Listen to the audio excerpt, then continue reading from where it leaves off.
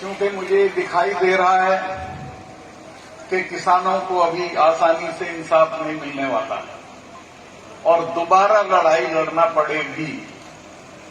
ये जो एमएसपी का मामला है, इसको फंसा दिया है सरकार ने और मुझे उनकी नीयत ठीक नहीं लगती। मैं अखबार वाले भाइयों से कहना चाहता हूं कि मैं प्रधानमंत्री का विरोधी नहीं हूं, उनके खिलाफ कोई बात नहीं कहना चाहता हूं। मैं जब वो गुजरात में थे तो उनका प्रशंसक था कि उन्होंने वहां से एमएसपी के लिए प्रधानमंत्री को चिट्ठी लिखी थी। लेकिन ये जो दिल्ली है, ये पता नहीं क्या कर देती है। दिल्ली आने के बाद उनमें फर्क आ गया और अभी उनको जितनी तकलीफ किसान के लिए होनी चाहिए वो मुझे दिखती नहीं है। फिर भी मैं उनसे मिलूंगा और ये कहूंगा कि जिस देश का किसान और जवान खुश नहीं है, उस देश को कोई नहीं बचा सकता। और आपने दोनों का सत्यानाश कर दिया। किसानों को आपने अग्निवीर कर दिया, जवानों को, और किसानों की आप कोई बात सुनते नहीं। 700 किसान मरे दिल्ली बॉर्डर पे। कुतिया भी मरती है तो प्रधानमंत्री की चिट्ठी जाती है, लेकिन 700 लोगों के मरने पे किसी नेता का कोई बयान नहीं आया। और जब नहीं आया तो मैं अपना इस्तीफा जेब में रख के माननीय प्रधानमंत्री जी से मिलने गया। मैं उनका सम्मान करता हूं। मैंने उनको कहा कि ये लोग बैठे हैं 4 महीने से, तब तक उनसे बातचीत भी शुरू नहीं हुई थी। मैं कहा इनको कुछ ले दे के निपटा के घर भेज दीजिए। तो उन्होंने कहा चले जाएंगे सत्ताल, क्यों फिक्र करते हो। मैंने कहा साहब मैं आपको एक बात बता दूं, ये जो बैठे हैं इनको आप जानते नहीं हो। ये जाएंगे नहीं, ये तब जाएंगे जब आप चले जाओगे।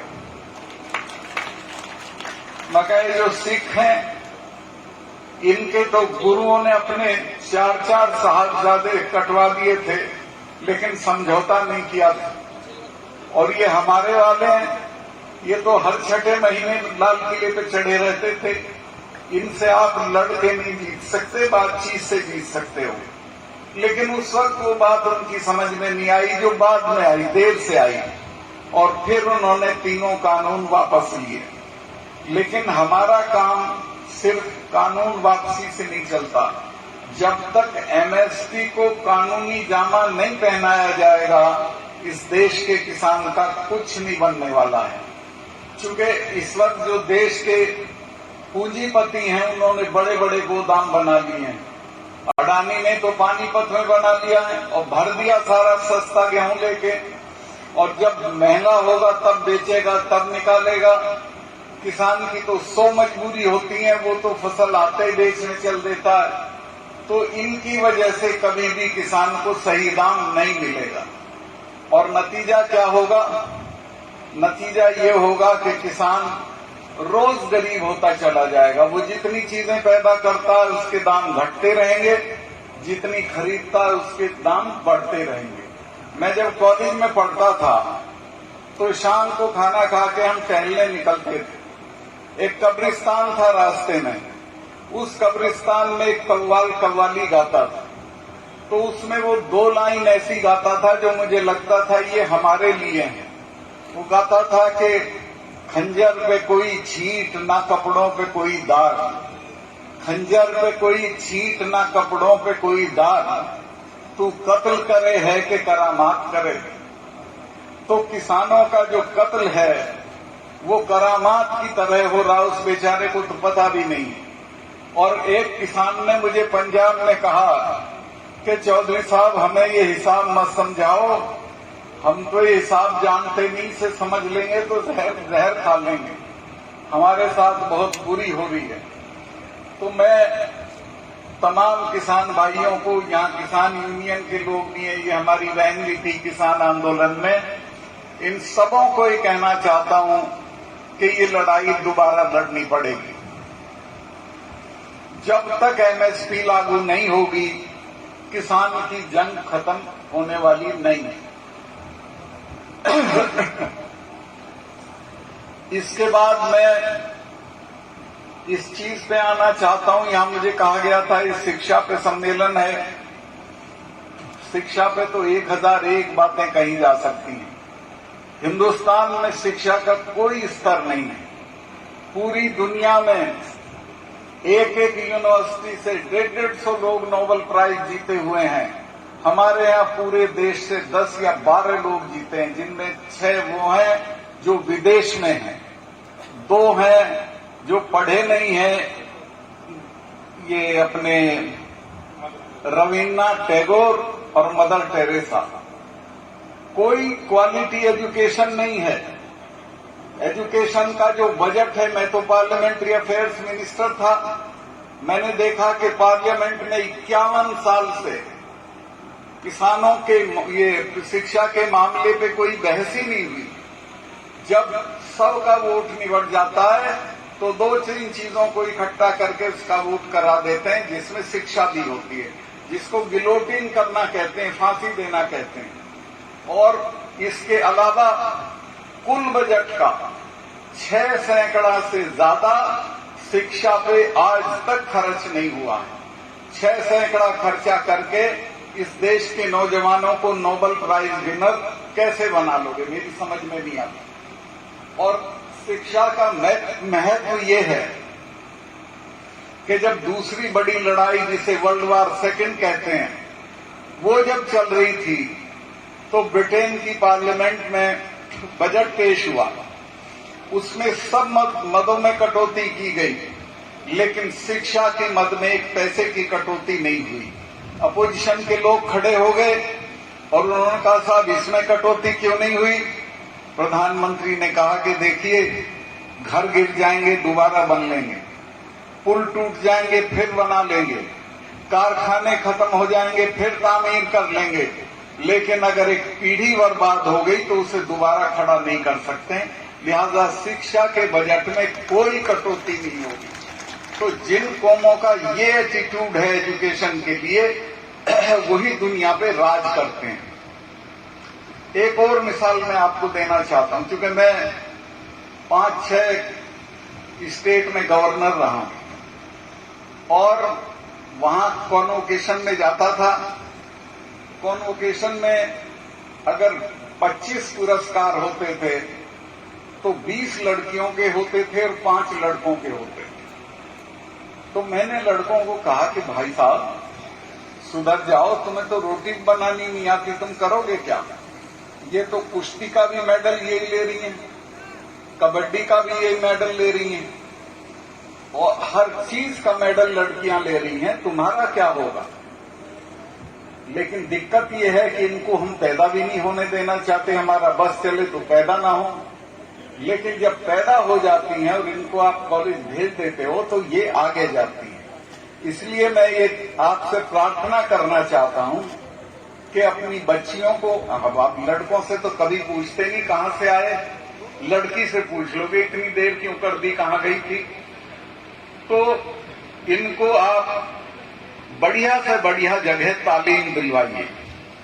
एक मिसाल और मैं बताना चाहता हूं। अमेरिका की विदेश मंत्री थी कोंडोलीजा राइस।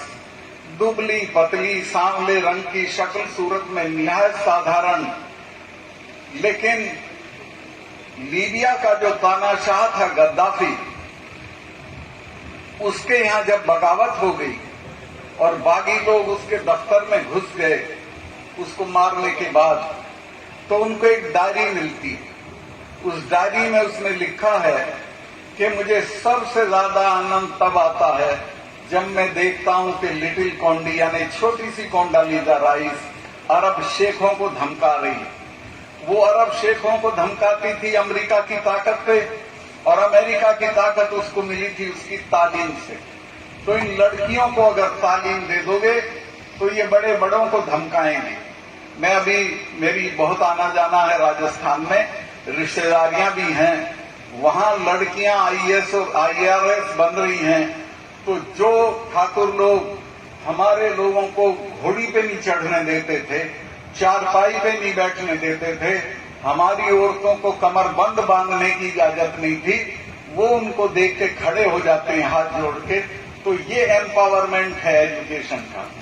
इनको अगर एजुकेशन दे दोगे तो ये बहुत बड़ी बन जाएंगी, बहुत आगे तक चली जाएंगी। लड़कों से उम्मीद मत रखो, ये तो 20 साल का होते ही दारू पकड़ लेते हैं।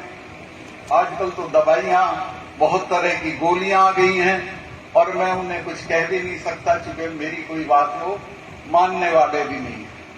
तो आप इन लड़कियों को पढ़ाइए तो आपका भी जीवन सुधरेगा और हमारे समाज का भी जीवन सुधरेगा। शिक्षा के बारे में मुझे ये कहना था। दूसरे, राणा जी, मैं 5 जगह गवर्नर रहा हूं। पहले मैं बिहार गया था। बिहार में ऐसा था कि वहां नेताओं के 110 बीएड कॉलेज, किसी में कोई टीचर नहीं था। दाखिले पे पैसे ले लेते थे, इम्तिहान कराते थे, पास नकल कराते थे, पास कर देते थे। मैं गया तो मैंने कहा भाई ये तो बहुत बुरा काम हो रहा है। तो मैंने वहां पे सेंट्रलाइज्ड इम्तिहान करा दिया कि इम्तिहान के जरिए दाखिला होगा।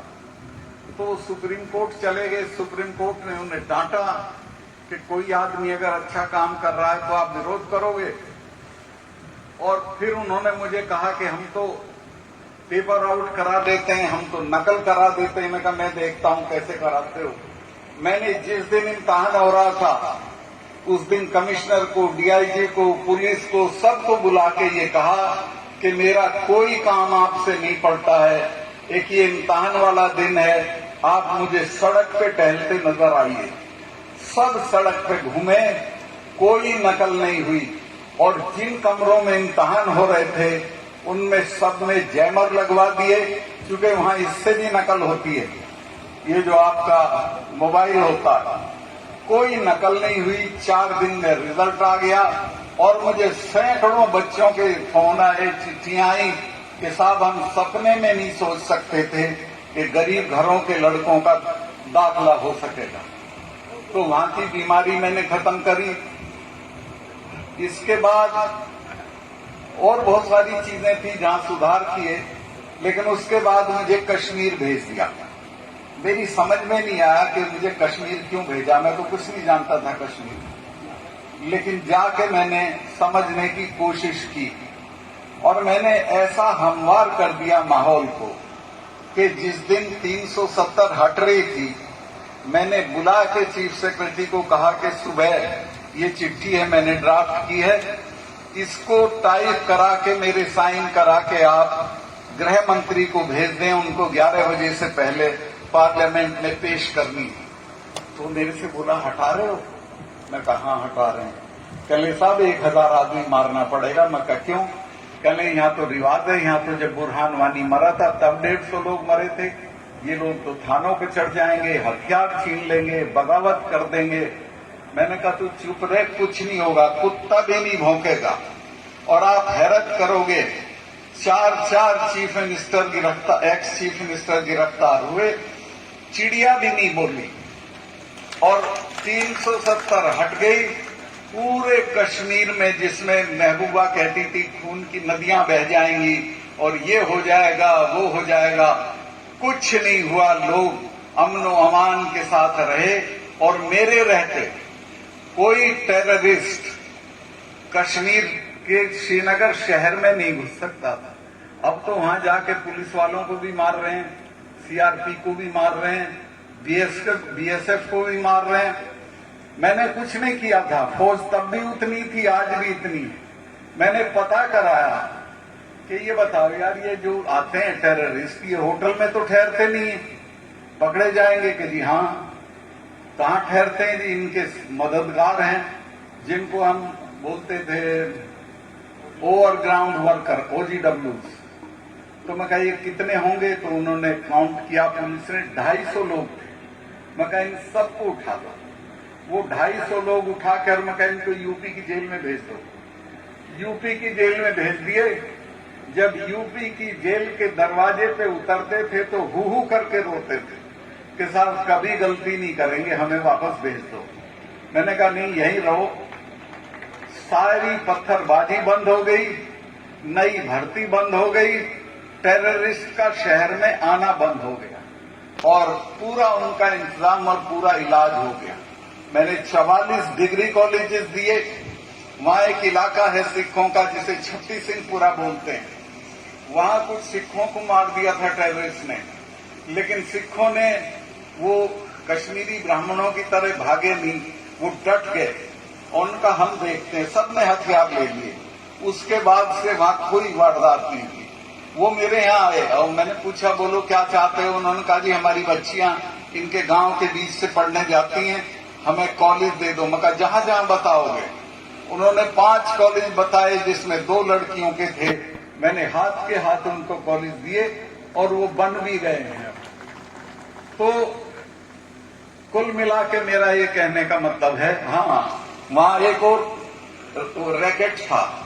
रोशनी एक्ट के नाम पे सरकारी जमीनों पे इन नेताओं ने कब्जे कर रखे थे और बड़े बड़े बंगले बना रखे थे। मैंने उसकी जांच करा दी, अब वो सीबीआई जांच हो रही है और सबसे वो जमीनें छूट गई। मैंने वहां के कमिश्नर को कहा कि जितनी फालतू जमीन है उसका सर्वे करो। उसने मुझे बताया एक हफ्ते बाद के साथ जमीन तो बहुत है, लेकिन आपके जाते ही ये लोग खा जाएंगे नेता लोग। मैं कहा कैसे खा जाएंगे, मैं इस लायक छोड़ूंगा ही नहीं कि ये खाएं। मैंने कहा कि यहाँ 3 लेफ्टिनेंट जनरल हैं, तीनों को बुलाओ और तीनों को कहो कितनी जमीन चाहिए, ये सारी जमीन फौज में बांट दो। क्योंकि फौज में जो ये ब्रह्मास्त्र हैं, ब्रह्मोस हैं, मिसाइल्स हैं, ये कैंट में नहीं रखे जा सकते, इनको रखने के लिए जगह दे दो। वो सारी जमीन में फौज को दे आया और अब वो गदगद है सारी फौज। तो कुल मिलाकर मैं जो कहना चाहता हूं वो ये है कि हाँ, एक और बात मैं अभी राणा जी ने मुझे याद दिलाई। एक दिन मुझे गडकरी जी का फोन आया। उन्होंने कहा भाई सतपाल भाई मेरे पास अमरिंदर सिंह बैठे हैं। मैं कहा बताएं क्या हुक्म है। कहने लगे ये बता रहे हैं कि यहाँ एक नदी है हमारे रावी, उसका सारा पानी पाकिस्तान को जा रहा है। क्योंकि हमारे और कश्मीर के बीच में समझौता नहीं हुआ होगा। अगर समझौता हो जाए तो ये पानी हमारे पास रह जाएगा। मैं कहा समझौता होता क्यों नहीं है। कहने लगे जो चीफ मिनिस्टर रहते हैं, चाहे वो महबूबा हो या फारूक हो, ये लोग चाहते नहीं है कि समझौता हो, क्योंकि पानी पाकिस्तान को जा रहा होता।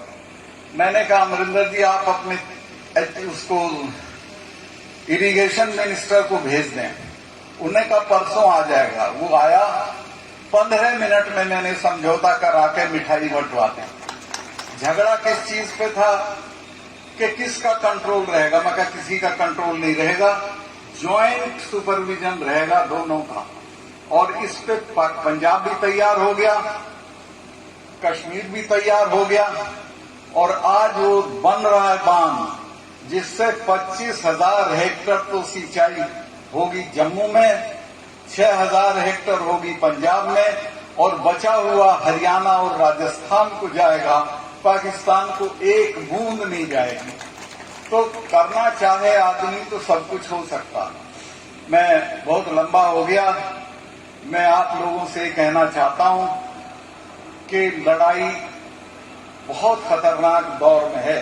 किसानों, जब चुनाव आएगा तो आपको हिंदू मुसलमान कर देंगे और आप वही कर देंगे जो हर बार करते। इस बार सावधान रहने की जरूरत है। इस बार ये देखिए कि किसानों के हक में कौन है। अगर हमारे हक में कोई है तो उसे वोट देना, अगर नहीं है तो नहीं देना। किसानों के हक में भी नहीं रहेंगे, हमारा वोट लेंगे और 5 साल हमारी पिटाई करेंगे, हमारे बच्चों की पिटाई करेंगे।